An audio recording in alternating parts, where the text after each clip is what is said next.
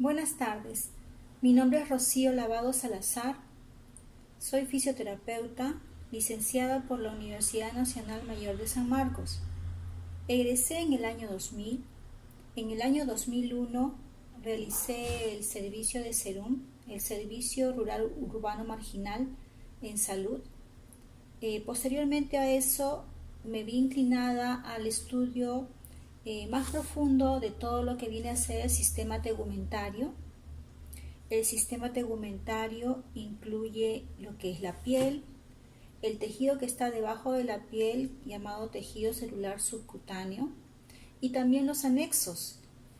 incluyendo aquellos componentes que se encuentran dentro de la piel, como son receptores nerviosos, vasos sanguíneos, vasos linfáticos, y su importancia en el movimiento humano. ¿Por qué este campo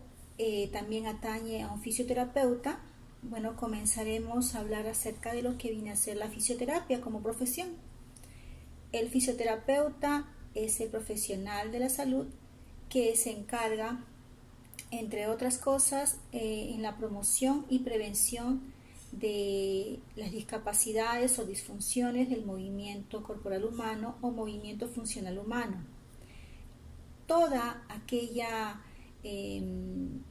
disfunción o alteración del organismo que conlleve a una limitación funcional le importa y le interesa y es campo de trabajo del fisioterapeuta, y por eso trabaja de la mano en diferentes sectores con diferentes tipos de profesionales. Por ejemplo, podría trabajar en un colegio de la mano con el educador físico y poder detectar tempranamente aquellas alteraciones posturales como los pies planos, las escoliosis, indicar los ejercicios que necesariamente tendría que realizar el niño para luego, cuando esté compensado a nivel muscular, articular y conozca mejor su cuerpo y cómo movilizarlo y haya habido las correcciones necesarias, pues inmediatamente pueda realizar las actividades físicas que estarían indicadas en su caso.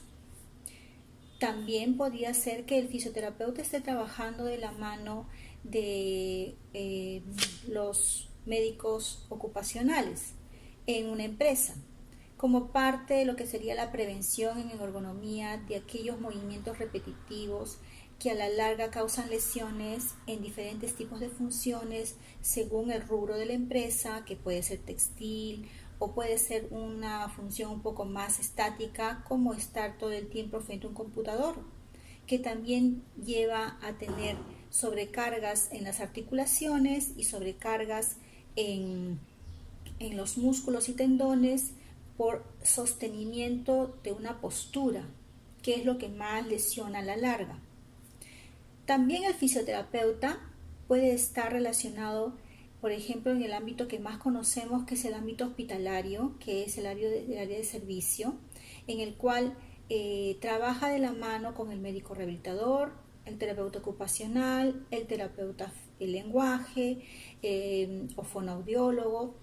También trabaja de la mano con los médicos traumatólogos, los médicos ortopedistas, aquellos que se encargan justamente de encontrar lo que viene a ser la enfermedad y dar un diagnóstico médico para que posteriormente podamos hacer lo que vendría a ser parte de lo que es la rehabilitación integral del paciente. Y específicamente el fisioterapeuta se encargaría de la parte del movimiento funcional, y que el paciente, si está teniendo alguna alteración en la marcha, por ejemplo, tendríamos que darle primero una evaluación para saber en qué estado se encuentra, una medición físico-funcional en base a sus rangos articulares, en base a la fuerza, en base al equilibrio que tenga la persona, para luego ir implementando una serie de pueden ser ejercicios o aplicando terapias manuales, o si necesitar algún tipo de agente físico, frío, calor o ultrasonido, para que logre realizar esa actividad. Cuando vemos que esto es